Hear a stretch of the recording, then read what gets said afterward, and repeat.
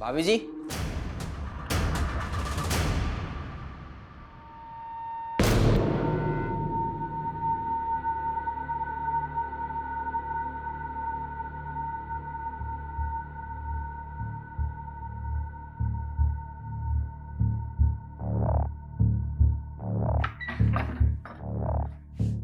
अमन भैया, आप कब आए?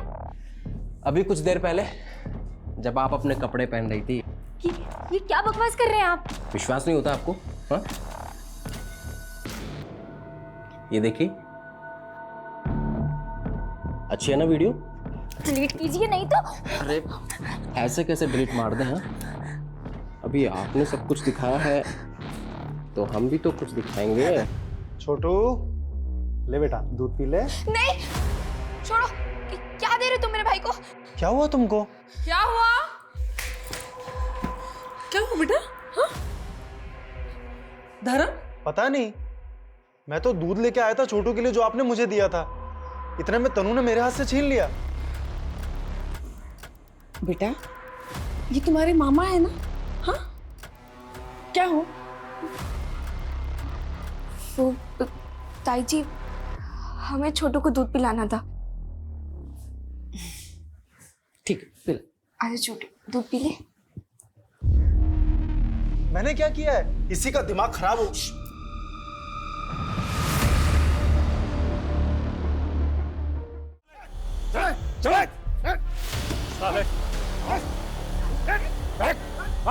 अरे बहुत चर्बी चढ़ जाएगा मुझे। मारो साले को, मारो मारो। सुन, अब यहाँ आया ना तू, तो तुझे काट काट के ना कुत्ते को खिला देंगे।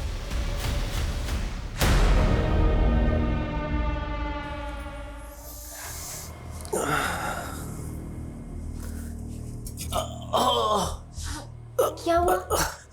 कुछ नहीं, पीठ में दर्द हो रहा है। आप लेटिए, मैं बाम लेकर आती हूँ।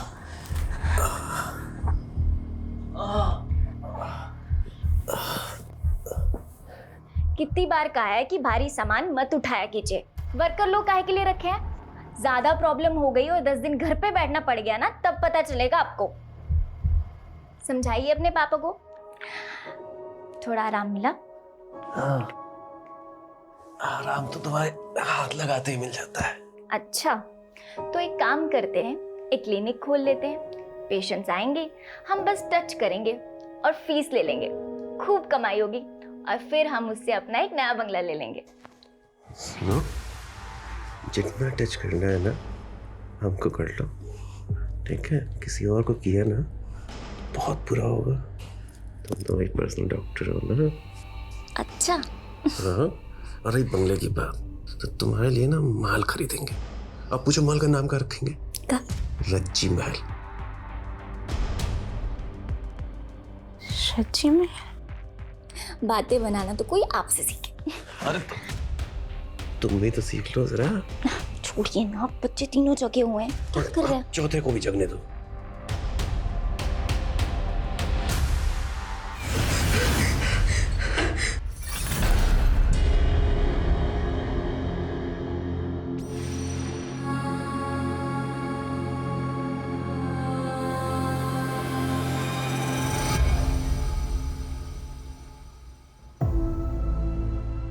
दीदी, दीदी, देखो आम लाए हैं।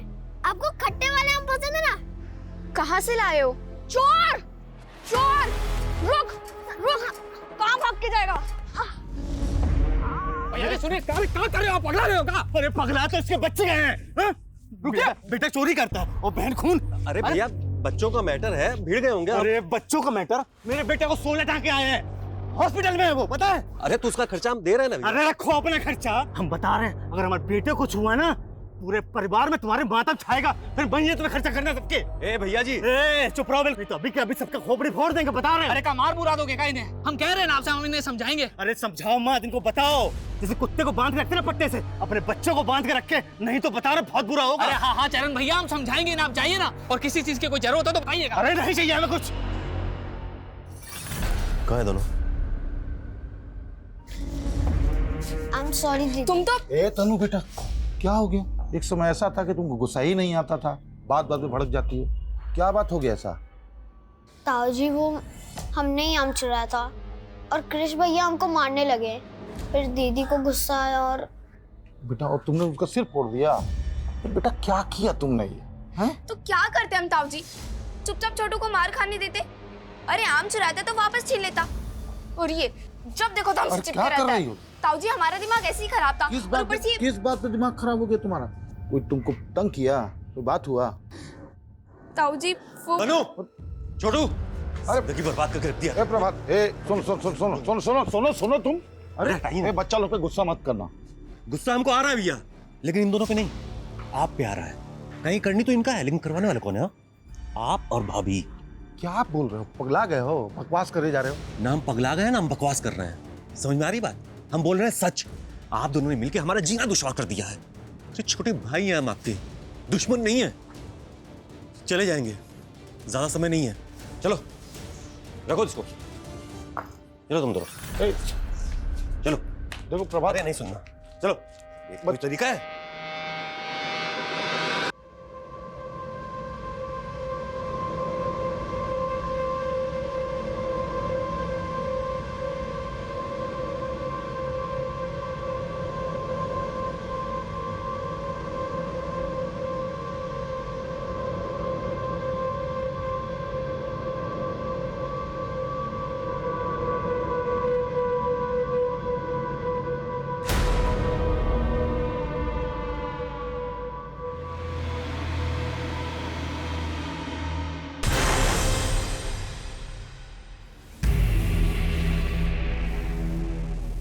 छोटू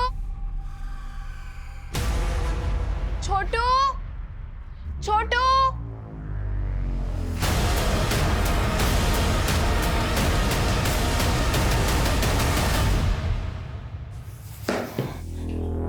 इस पे गुस्सा करने से कुछ नहीं होगा।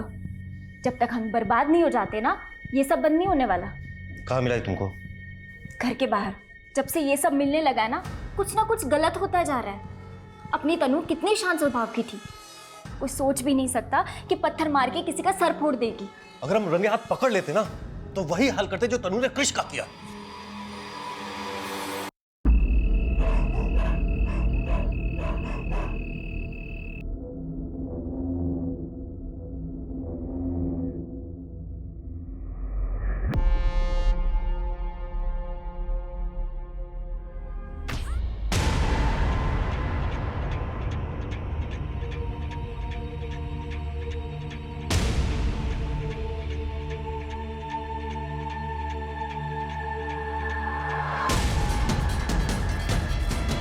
माय गॉड सर, ये पूरे क्राइम सीन को सील कर दो। फॉरेंसिक टीम को बुलाओ, मुझे पूरी की पूरी डिटेल चाहिए। आपके रिश्तेदार थी वो? हाँ सर, हमारे छोटे भाई की पत्नी सर। लगता है उनको किसी ने नींद में ही मार दिया है, और उस बच्चे को भी। लेकिन अभी कल ही तो प्रभात भैया घर आए थे। आप? हाँ हमारी पत्नी है सर। सर हमको अपने भाई प्रभात का और दो छोटा बच्चे का चिंता हो रहा है सर। वो पता नहीं कहाँ गया। आप कुछ कह रही थी कि प्रभात कल रात को घर आया था? हाँ सर। क्यों? सर वो लोग यहाँ से शिफ्ट होकर जमशेदपुर जाने वाले थे, बस आखिरी बार इसलिए मिलने आया था सर वो। शर्म आनी चाहिए आपको भैया, कितनी नीच सोच है आपकी। हम आपका करनी पकड़ लिए तो हम नीच हो गए। ए प्रभात, अपना भाभी से इज्जत से बात करो, समझे? इज्जत पाने के लिए ना, इज्जत पाने लायक काम भी करना पड़ता है। गिनना आती है आप लोगों से। खैर जा रहे हैं शहर छोड़ के कल, जो करते मेरे करिए। तो उसके बाद आप लोगों की कोई बात नहीं हुई? नहीं सर। लेकिन सर प्रभात भैया और दोनों बच्चे हैं कहाँ? आप फिक्र मत करिए, उन्हें ढूंढ रहे हैं। इनके स्टेटमेंट्स ले लो। सर ये देखिए। बेटा बेटा, आराम से आराम से। इसकी बहन कहाँ है? कविता। सर सर यहाँ देखिए। इसको संभालो। अरे बेटा, ओ बेटा, उठो उठो उठो।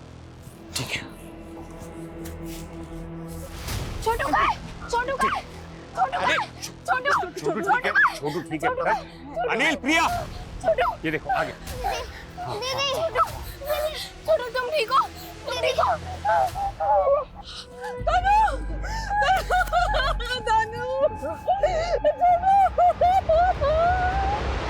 लगता है सर इसी पत्थर से मारा गया है। इसको फॉरेंसिक के हवाले कर दो, शायद कुछ मिल जाए। Right sir. अनिल, कुछ और मिला? नहीं सर, घर में कहीं भी हाथापाई के कोई निशान नहीं है। बैग और लगेज भी वहीं का वहीं है। ऐसा लगता नहीं कि कुछ भी चोरी हुआ है। इसका मतलब है जिसने भी मारा है वो मारने के इरादे से ही आया था। मकसद चोरी नहीं बल्कि इनका मर्डर ही था। Right sir. मनीष, उस लड़की ने जरूर कुछ न कुछ देखा है। उसके चेहरे पर, उसके कपड़ों पर खून के छींटे। सवाल ये उठता है कि वो घर के बाहर पीछे वाले जंगल में कैसे पहुंचे, और उससे भी अहम सवाल ये है कि उनका बाप कहाँ है। सर कहीं ऐसा तो नहीं ये सब कुछ उनके बाप नहीं? इस वक्त कुछ भी रूल आउट नहीं कर सकते। सर यकीनन लड़की के स्टेटमेंट से बहुत कुछ पता चल सकता है, लेकिन वो काफी सदमे में है। अभी उससे कुछ भी पूछना सही नहीं होगा। कविता, उन दोनों बच्चों को मेडिकल एग्जामिनेशन के लिए भेजो। Yes sir.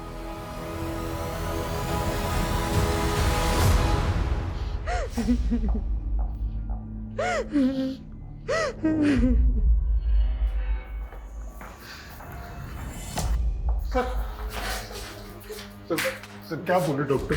वैसे दोनों बच्चे अभी ठीक हैं, शारीरिक रूप से उन्हें कोई चोट नहीं पहुंची है, लेकिन लेकिन क्या?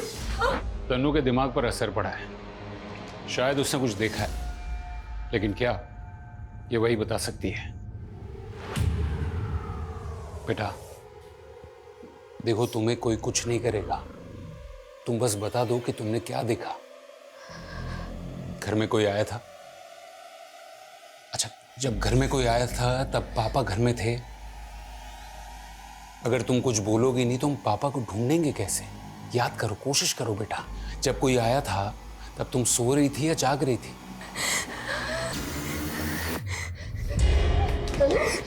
तनु क्या हुआ था?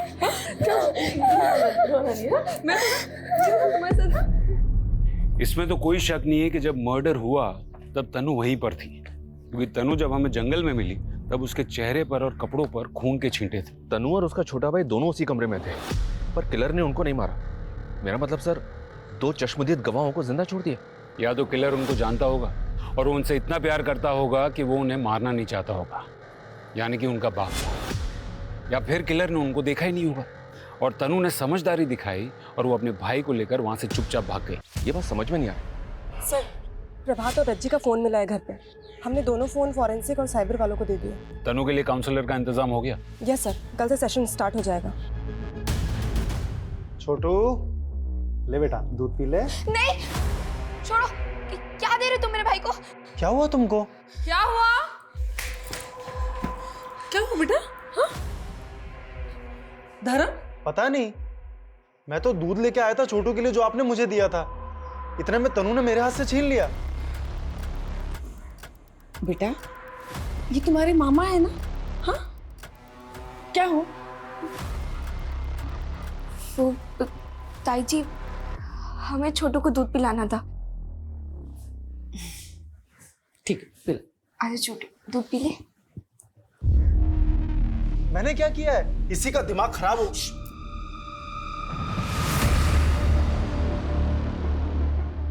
सर वो लड़की पागल हो गई है, मैं नहीं। और आप ऐसा सोच भी कह सकते हैं? तुमने उनको धमकी नहीं दी थी? हम बता रहे हैं, अगर हमारे बेटे को कुछ हुआ ना, पूरे परिवार में तुम्हारे मातम छाएगा। सर हम गुस्से में थे उससे।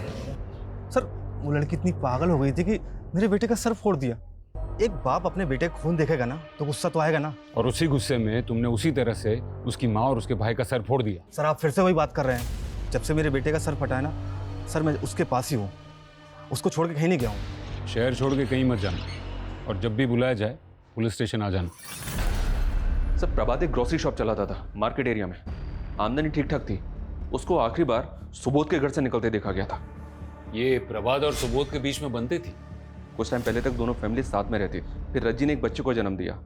फैमिली बढ़ गई तो प्रभात अपनी पत्नी के साथ किसी अलग जगह पे शिफ्ट हो गया। तो पैसों का या पुश्तैनी जायदाद का कोई बंटवारा? नहीं सर, किसी पुश्तैनी जायदाद का कोई बंटवारा नहीं। सुबोध राजकीय विद्यालय में टीचिंग करता है और प्रभात के दोनों बच्चे उसी स्कूल में पढ़ते हैं। और दोनों की पत्नियां? रज्जी हाउसवाइफ थी सर। सबका कहना है कि वो अपने पति से बहुत प्यार करती थी।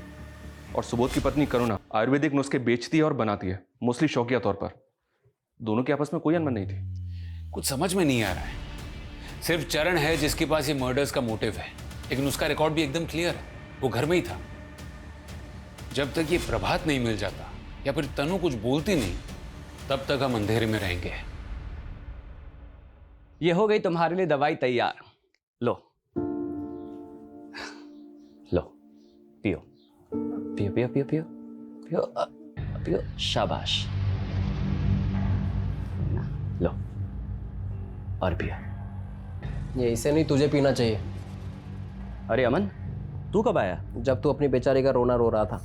मैं कोई रोना नहीं रो रहा हूं, मैं अपनी जिंदगी में बहुत खुश हूं, अपनी खुशबू के साथ।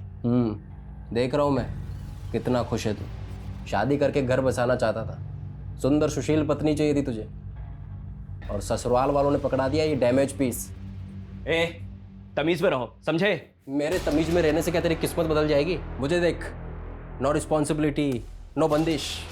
सुबह से लेकर शाम तक ऐश करता हूँ और रात को डबल ऐश करता हूँ। देख अमन, जब तक तुझे बर्दाश्त कर रहा हूँ, किसी दिन मेरा दिमाग घूम गया ना।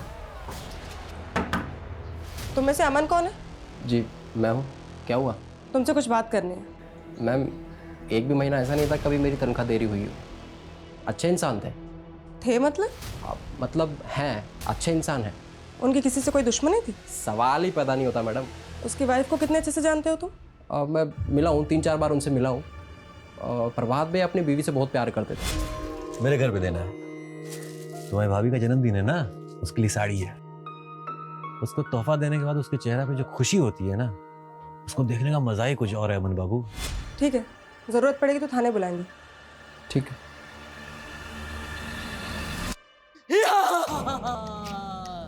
मैं ड्रैगन हूँ, मैं सबको खा जाऊंगा। मुझे सिर्फ छोटू की हंसी रोक सकती है, नहीं तो मैं अमर हूँ।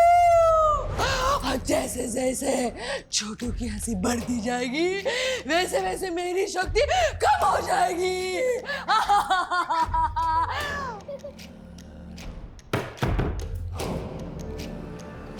ताई जी, ताई जी।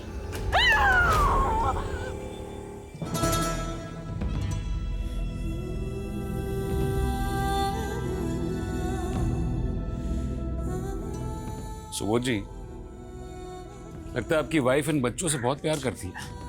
हाँ सर, करुणा के अलावा इन बच्चा लोग को इतना जल्दी कोई भी ठीक नहीं कर सकता था। इसका जान बसता था बच्चों में। और प्रभात की? मेरा मतलब है प्रभात भी इन बच्चों से उतना ही प्यार करता था। सर, जितना आप करुणा का प्यार देख रहे हैं ना, उससे कहीं ज्यादा। प्रभात का पूरा जिंदगी बच्चा लोग और रज्जी के इर्द गिर्द घूमता है सर। अगर ऐसा है तो फिर ये प्रभात गायब कहाँ हो गया? हम जान रहे हैं सर आप क्या बोलना चाहते हैं, लेकिन हम पूरा विश्वास के साथ कह रहे हैं कि जो कुछ हुआ है ना, इसमें प्रभात का कोई हाथ हो ही नहीं सकता है सर। या तो प्रभात खुद ही कोई मुसीबत में फंस गया है, या वो रज्जी के पास। सर, रज्जी के फोन से कुछ मीडिया डिलीट किया गया था, उसे रिट्रीव किया जा रहा है। रज्जी और प्रभात के कॉल रिकॉर्ड्स भी आ गए हैं। इनको ना तो किसी अननोन नंबर से कॉल आया था, ना ही इन्होंने किसी को कॉल किया है। इनफैक्ट सिर्फ 2 कॉल्स प्रभात को दुकान से आए थे, बाकी सारी कॉल्स उनके आपस में ही है। सर पोस्टमार्टम रिपोर्ट आ गई है। इसका मतलब है जब मर्डर हुआ तब तन्नू 100% वहीं थी। और सर पोस्टमार्टम रिपोर्ट में वही आया जैसा हमने सोचा था। सर क्राइम सीन पे जो पत्थर मिला था, सर मर्डर उसी पत्थर से किया गया है, लेकिन सर कोई फिंगरप्रिंट या फिर डीएनए रिट्रीव नहीं हो पाया। सर रज्जी पे 4 से 5 बार उस पत्थर से वार किया गया है और बच्चे पे 1 बार। इसका मतलब है मारने वाले के दिमाग में बहुत ज्यादा नफरत भरी हुई थी। सर इसी वजह से पत्थर पे इतना ज्यादा खून था कि कोई फिंगरप्रिंट नहीं मिल पाया। और कुछ अनयूजुअल? यस सर, रज्जी के साथ रेप भी हुआ था। व्हाट? लाश के साथ रेप? मतलब नेक्रोफिलिया? मतलब ये बंदा मुर्दों के साथ सेक्स करता था? बच्चों के लिए काउंसलर आ रहे हैं ना? Yes sir. देखो बेटा, हम जानते हैं कि आप बहुत दुखी हो, लेकिन उस किलर ने आपके छोटे भाई गोलू को बहुत चोट पहुंचाई है ना, और आपकी माँ को भी ना। बेटा, उस आदमी ने जब आपके छोटे भाई को और आपकी माँ को मारा तब आप वहीं थी ना? क्या हुआ था वहां? आपने उस आदमी की शक्ल देखी थी ना?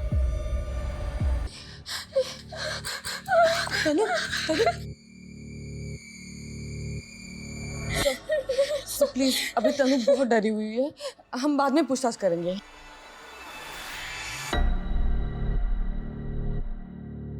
सर मैं समझती हूँ आपके लिए जानकारी बहुत जरूरी है, मैडम, सिर्फ जानकारी जरूरी नहीं, जानकारी का जल्द मिलना भी जरूरी है। कहीं ऐसा ना हो जाए कि जब तक हमें किलर का पता चले तब तक वो अंडरग्राउंड हो गया हो। आई अंडरस्टैंड सर, पर तनु अब तक सारी बातें बताने के लिए पूरी तरह से तैयार नहीं है।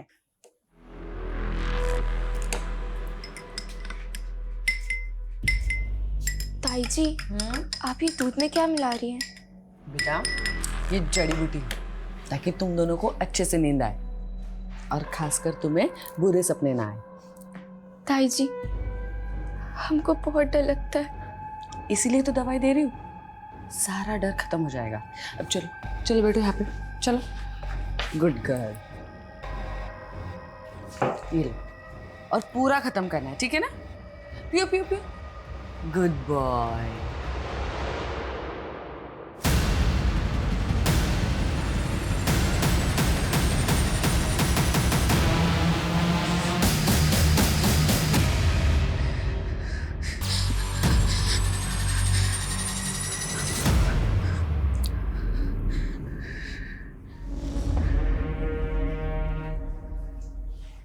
शाची महल। मैं कम इन सर? कम इन। सर, रज्जी के फोन से जो मीडिया फाइल डिलीट हुए थे वो मिल गए। कुछ पिक्चर्स थे सर, ये। मतलब रज्जी किसी और के साथ?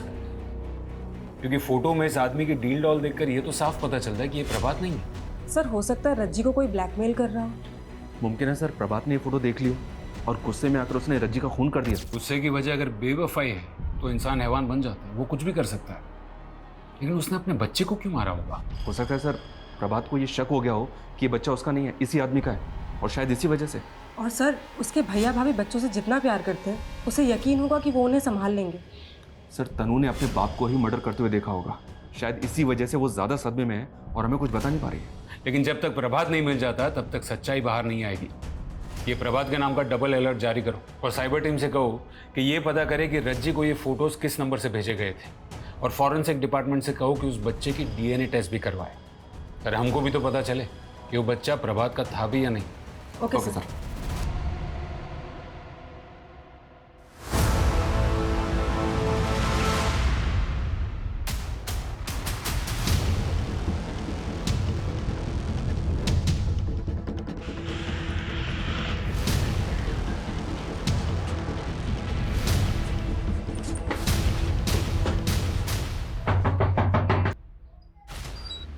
अमन कहाँ है?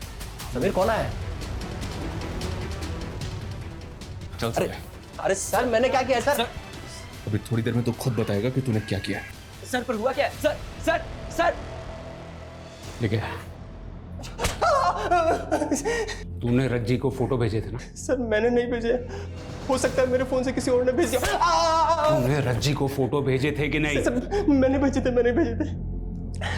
वो प्रभात भैया ने एक बार मुझे अपने घर भेजा था किसी काम के लिए। भाभी जी,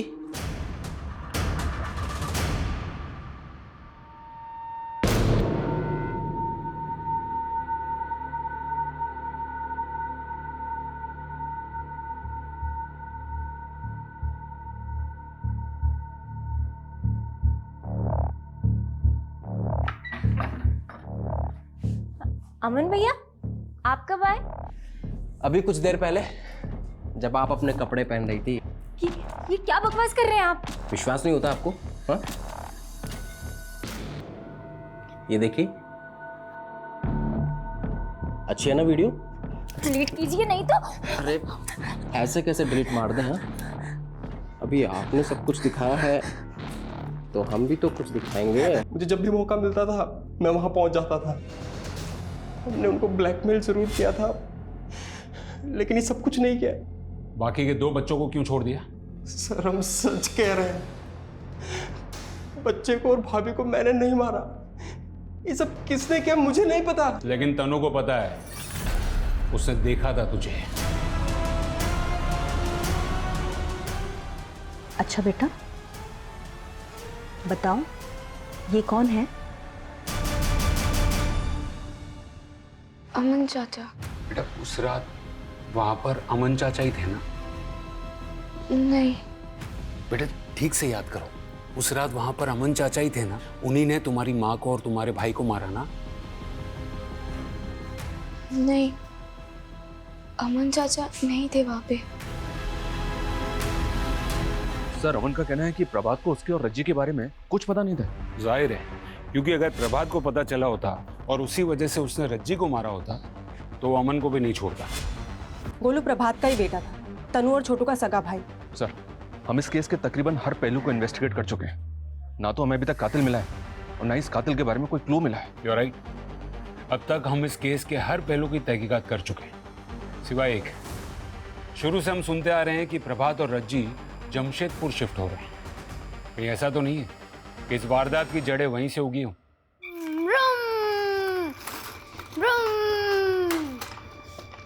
छोटू, हमको आज से बात ही नहीं करनी।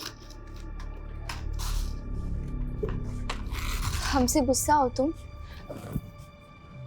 देखो, हमें तुम्हारी फिक्र है ना, इसलिए हम कभी कभी तुम पर गुस्सा करते हैं। कभी कभी तो आपसे डर भी लगता है। तुम्हें कुछ नहीं हो, इसलिए तो हम तुम्हें कभी अपने आंखों से दूर होने नहीं देना चाहते ना। अच्छा सॉरी, कान पकड़ के सॉरी। मम्मी पापा तो छोड़ के चले गए, अगर आप भी ऐसा करोगे तो। सॉरी बोला ना, अब आजा जल्दी से। ये अब से हम लोग हमेशा साथ रहेंगे, खुश रहेंगे। हाँ दीदी, पर रहेंगे कहाँ? मैडम हम प्रभात को 20 सालों से जानते थे, वो बहुत अच्छा आदमी था। उनकी किसी से कोई दुश्मनी? सवाल ही नहीं उठता मैडम, लेकिन वो कहते हैं ना, घर का भेदी लंका ढाए। क्या मतलब? मतलब उनके भैया और भाभी उनके दुश्मन बने बैठे थे। लेकिन हमें तो पता है कि भैया भाभी दोनों बच्चों से बहुत प्यार करते थे। मैडम हम कहाँ मना कर रहे हैं इस बात से, लेकिन ज़रूरत से ज़्यादा प्यार भी जहर बन जाता है। करुणा भाभी प्रभात को अपने बच्चे की तरह समझती थी, रज्जी को भी फूलों की तरह रखती थी करुणा भाभी। लेकिन फिर तन्नू के जन्म के बाद करुणा भाभी ने बच्चे की सारी जिम्मेदारी अपने सर पर ले ली। कभी कभी तो यही समझ नहीं आता था कि बच्चे की माँ रज्जी है या फिर करुणा भाभी। बस यही बात रज्जी को खलने लग गई। हमें पता है कि जब प्रभात ने अलग होने की बात की थी तो दोनों भाइयों में काफ़ी कहासुनी हुई थी। जी बिल्कुल मैडम, करुणा भाभी की तबीयत फिर बिगड़ने लग गई, उन्हें दौरे से पड़ने लग गए। सुबोध भैया ने उनका इलाज कहाँ कहाँ नहीं करवाया। लेकिन फिर दोनों भाइयों के बीच में एक समझौता हुआ कि करुणा भाभी कभी कभी बच्चों से मिलती रहेगी। थोड़ा समय लगा, लेकिन करुणा भाभी ने इस समझौते को स्वीकार लिया। सर जमशेदपुर से कोई खास खबर नहीं है, सिर्फ इतना पता चला है कि प्रभात ने वहाँ पे घर किराए पे लिया था जहाँ वो शिफ्ट होने वाला था। हाउस ओनर नेबर से भी बात की पर कुछ अनयूजुअल मिला नहीं। लेकिन एक बात तो साफ है कि यहाँ करुणा और सुबोध ये बिल्कुल भी नहीं चाहते थे कि प्रभात और उसका परिवार शहर छोड़ के जाएं। करुणा जी, सुना है वो अपनी ममता में इतनी बेकाबू हो गई थी कि प्रभात और उसका परिवार शहर छोड़कर न जाए, इसलिए आपने टोने टोटके का सहारा लेना शुरू कर दिया था।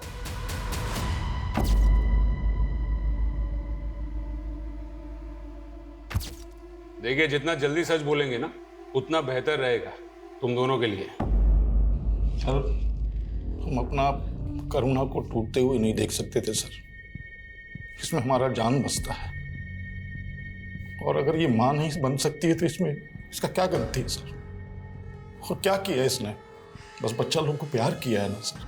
आप बताइए, बच्चा लोगों को प्यार करना कोई कानूनी जुर्म होता है क्या? और सर, बात सिर्फ उनके यहाँ जाने की नहीं थी, तनु की मानसिक स्थिति ठीक नहीं रहती थी, उसे नजर लग गई थी और वो बहुत चिड़चिड़ करने लगी थी।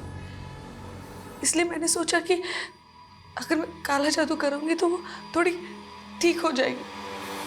आखिरी बार जब प्रभात तुमसे मिलने आया तब तुम्हारी उससे लड़ाई हुई थी? नहीं सर, हम अपना भाई से कभी लड़ ही नहीं सकते थे, वो तो थोड़ा कहासुनी हो गया था। प्रभात, अपना भाभी से इज्जत से बात करो, समझे? इज्जत पाने के लिए ना इज्जत पाने लायक काम भी करना पड़ता है। वो सब भूल गया था सर, वो सब कुछ भूल गया था जो हम उसके लिए किए थे। वो बस हमसे पीछा छुड़ाना चाहता था और इसीलिए तुमने उसकी जान ली। उन दोनों बच्चों को छोड़ दिया जिससे तुम्हारी पत्नी को लगाव था, लेकिन उस मासूम बच्चे की जान ले ली जिसे रज्जी ने अपने करीब रखा था। और फिर अपने बदले की आग में तुमने रज्जी की लाश के साथ भी। क्या बोल रहे हैं सर आप?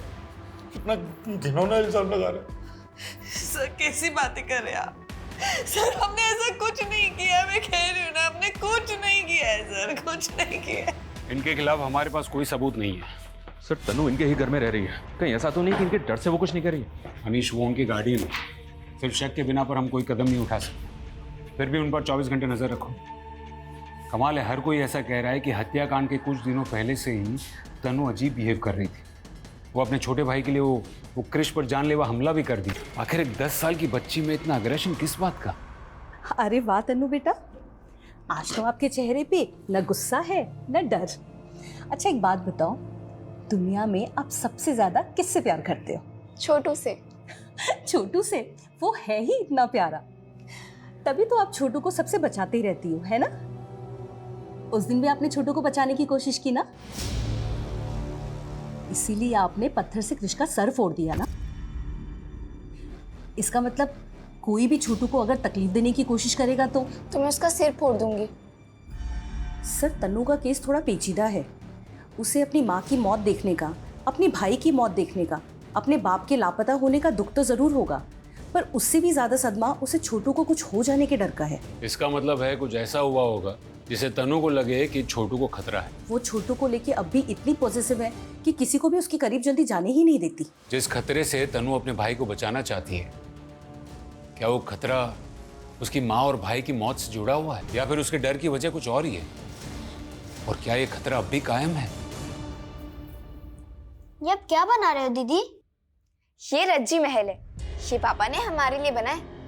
यहाँ आंगन में होगा झूला और फिर यहाँ से ऊपर जाने के लिए हमारे कमरे में होगी सीढ़ी और हमारे कमरे में होगा एक गद्देदार बेड जिसमें तुम खूब उछलोगे, है ना? हाँ। माँ पापा भी वहाँ होंगे? क्या वो हमारा इंतजार कर रहे हैं? माँ तो नहीं, लेकिन पापा जरूर होंगे वहाँ पे। सर प्रभात की मौत हुई 12 दिन पहले और उसकी डेड बॉडी मिली है अभी 2 दिन पहले। पोस्टमार्टम में मौत की वजह? सर पे चोट। मतलब वैसे ही जैसे रज्जी और उसके बच्चे को मारा, लेकिन मर्डर के लोकेशंस अलग अलग हैं। जिस जंगल में प्रभात की लाश मिली, हो सकता है किलर ने प्रभात को उसी जंगल में मारा, वहाँ डंप किया और फिर प्रभात के घर चला गया। इसका मतलब है मनीष कि वो दोनों बचे हुए बच्चों को भी मारने की कोशिश करेगा। हमें तनु के बारे में और जानकारी निकालनी होगी। उसकी मानसिक स्थिति इस वारदात के पहले कैसी थी, उसका बिहेवियर, उसके दोस्त, सब कुछ। सर पूछताछ में पता चला है कि सुबोध ने स्कूल जाना शुरू कर दिया, जबकि हमें अभी ही प्रभात की डेड बॉडी मिली है। तनु की तो स्कूल में सबसे अच्छे स्टूडेंट्स में गिनती होती थी सर, और स्कूल के सारे स्टाफ को बड़ा दुख हुआ था ये सब जानकर। अच्छा, इस घटना से पहले तनु के साथ कोई हादसा हुआ था क्या? मेरा मतलब है कुछ ऐसा जिससे वो डर गई थी? नहीं सर, तनु के साथ तो ऐसा कुछ भी नहीं हुआ था।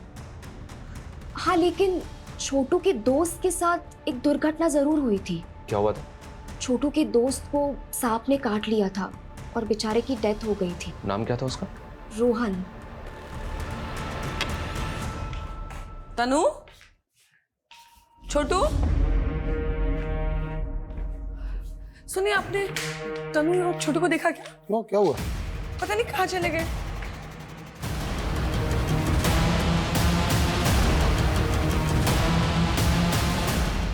स्कूल स्टाफ का कहना है सर कि छोटू के फ्रेंड रोहन की मौत सांप के काटने से हुई थी, जबकि रोहन के नेबर्स का तो कुछ और ही कहना है। क्या मतलब? उनका कहना है कि रोहन ने पॉइजन खा के आत्महत्या कर ली थी। क्या?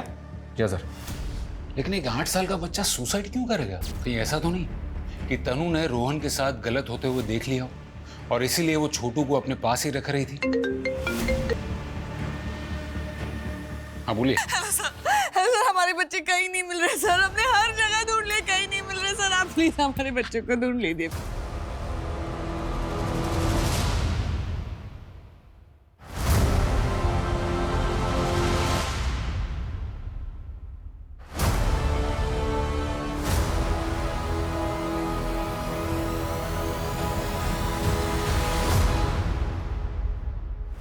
मॉलेस्टेशन? सर मैं यकीन के साथ तो नहीं कह सकती, लेकिन एक आदमी को देखा गया है स्कूल में जो अक्सर बच्चों के काफी करीब रहता था।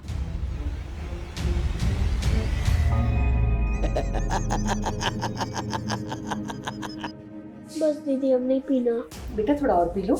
नहीं आंटी। बेटा ऐसे किसी को बिना बताए कहीं चले जाना ये गलत है ना? कहाँ जा रहे थे? रज्जी महल जा रहे थे हम लोग। रज्जी महल? ये कहाँ है? अंकल, पापा ने जमशेदपुर में हमारे लिए घर बनाया है, उसका नाम उन्होंने रज्जी महल रखा है, हम वहीं जा रहे थे ताकि मेरे छोटू को कुछ ना हो।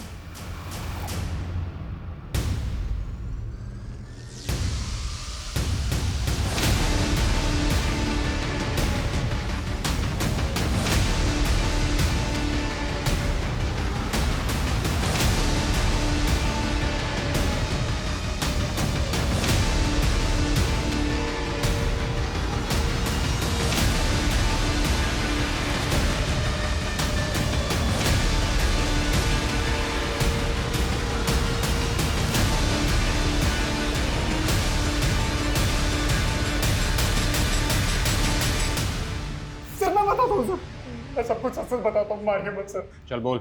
सर मैं स्कूल की कैंटीन में चीजें सप्लाई करता हूँ, बस मेरी एक ही गंदी आदत है सर, उसी में फंस जाता हूँ सर। सर ऐसे ही एक दिन मुझे रोहन मिल गया, तनु ने मुझे देख लिया था। और रोहन ने तो आत्महत्या कर ली, लेकिन तुझे डर था कि तन्नू कहीं तेरा राज ना खोले, इसलिए सबसे पहले तूने प्रभात को मारा और फिर उसके घर गया उसके पूरे परिवार को मारने के लिए। सर मैं मानता हूँ कि मैं गंदा आदमी हूँ, पर सर मैं कातिल नहीं हूँ सर, मेरे यकीन मानिए सर। अच्छा बेटा बताओ, आपने उसका चेहरा देखा था? कौन था वो? बताओ बेटा, कौन था वो? क्या वो धर्म मामा थे या कोई और? मुझे इसी बात का डर था। तन्नू का दिमाग उस हादसे की याद को दबाने की कोशिश कर रहा है। हमको उसका चेहरा याद नहीं है, एकदम याद नहीं है। अगर वो कह रही है कि उसे कुछ याद नहीं, तो वो झूठ नहीं बोल रही, बल्कि उसका दिमाग उसके साथ खेल रहा है। उसका ब्रेन उसे ये सोचने पे मजबूर कर रहा है कि छोटू की जिंदगी की सलामती ही उसके लिए सबसे ज्यादा जरूरी है। हमें उसे थोड़ा और वक्त देना चाहिए। अमन, सुबोध और धर्म, ये हमारे 3 सस्पेक्ट्स हैं। अमन और धर्म सेक्सुअल ऑफेंडर्स की लिस्ट में आते हैं और वो हमारी हिरासत में। अमन और धर्म ने बाकी सारी चीजों को मान लिया है, लेकिन ट्रिपल मर्डर से साफ इनकार कर दिया है। फॉरेंसिक भी धर्म के फेवर में है, किसी ने भी उसे प्रभात के घर आते जाते देखा नहीं है, यहाँ तक कि उसकी फोन की लोकेशन भी वहाँ की नहीं है। ये रैंडम किलिंग भी नहीं हो सकती सर, क्योंकि प्रभात को उसके घर में नहीं मारा गया। इसका मतलब साफ है, प्रभात को मारने वाला उसको और उसकी फैमिली को अच्छी तरह से जानता था। बिल्कुल, उसने पहले प्रभात को मारा होगा और फिर वो उसके घर गया होगा। रात का वक्त था, इसलिए जाहिर है सब लोग सो रहे होंगे और इसलिए वो दीवार फांद कर कुंडी तोड़कर घर में घुसा होगा। उसे कहीं विश्वास था कि तनु और छोटू कुछ नहीं बता पाएंगे, इसलिए रज्जी और छोटे बच्चे को मारने के बाद वो उन दोनों के पीछे भागा नहीं, ना ही उन्हें ढूंढने की कोशिश की, बल्कि मरी हुई रज्जी का रेप करने लगा। ये ट्रिपल मर्डर को अंजाम देने वाला घर में सिर्फ और सिर्फ अपने दिमाग के फितूर को शांत करने आया था। अपने नेटवर्क को और भी ज्यादा एक्टिवेट करो, खबरियों की मदद लो और ये जानने की कोशिश करो कि उनकी फैमिली में दूर दूर तक ऐसा कोई रिश्तेदार है जिसकी सेक्सुअल दरिंदगी की हिस्ट्री हो। Okay sir. Okay sir.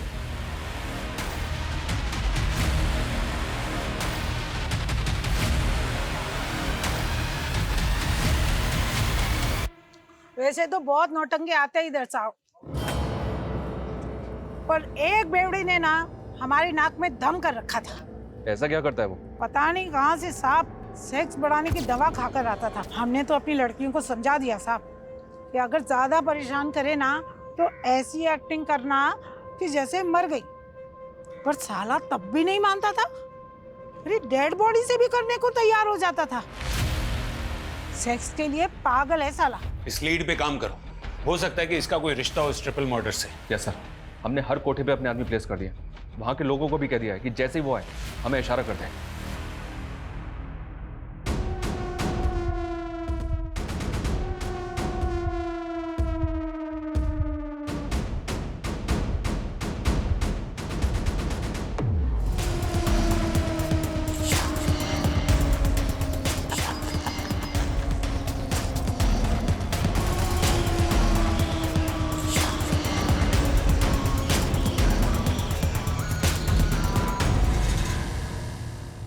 Sameer Sheikh, अमन का बड़ा भाई।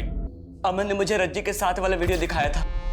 रज्जी बहुत सुंदर थी, मैं उसे हर हाल में पाना चाहता था, भले ही एक रात के लिए सही। लेकिन वो लोग शहर छोड़ के जाने वाले थे, तो मैंने भी उम्मीद छोड़ दी थी। फिर उस रात जब मैं अपने काम से वापस लौट रहा था, तब मैंने प्रभात को देखा। उसके घर गया अपने पागलपन में मैंने तो बस इसलिए मारा था ताकि वो बेहोश हो जाए और मुझे पहचान न सके। लेकिन वो तो मर गई। और वो बच्चा, उसकी आवाज मेरे कान में चुभ रही थी। इतनी हैवानियत, इतनी दरंगी।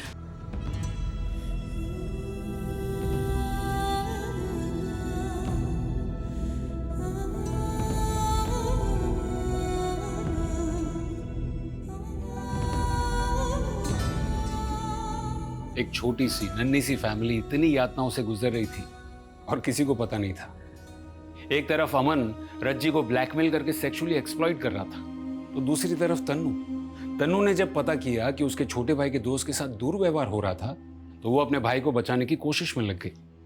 दोनों ने सेम गलती की, बात को छिपा कर रखी। अगर रज्जी ने आवाज उठाई होती या तन्नू ने भी आवाज उठाई होती ना, तो या तो यह हादसा होता ही नहीं, या फिर कातिल बहुत पहले पकड़ा जा चुका होता। और रही बात समीर की, तो वो न सिर्फ अपनी सेक्स की ताकत बढ़ाने की दवाइयों का डबल डोज ले रहा था, बल्कि अपनी पत्नी को गलत दवाइयां देकर एक जिंदा लाश बनाकर रख रहा था, ताकि वो अपने सेक्सुअल इरादों को उसके साथ जी सके। हर बीमारी का इलाज होता है, अगर सही समय पर पहचान ली जाए तो।